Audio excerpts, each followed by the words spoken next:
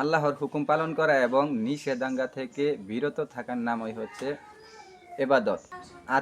আর তা করতে হবে রাসূল সাল্লাল্লাহু আলাইহি ওয়াসাল্লামের তরিকায়, তার দেখানো ও বাদলানোর পথ পদ্ধতিতে।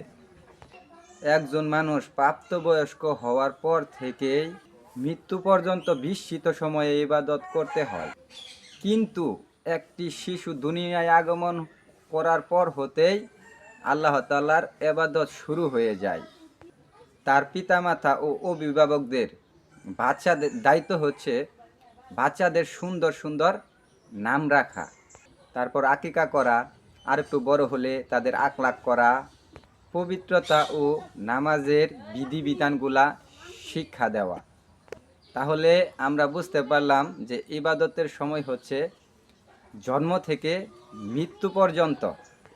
এই বিস্তৃত সময়ে প্রতিটি কাজই কিন্তু হচ্ছে ইবাদত। কারণ জীবনের প্রতিটি ক্ষেত্রে আল্লাহ তাআলার বিধান রয়েছে, রাসূলের সুন্নত রয়েছে। হাদিসটি ভালো লাগলে লোক সমাজে শেয়ার করে দেন, আর চ্যানেলটি সাবস্ক্রাইব করে দেন।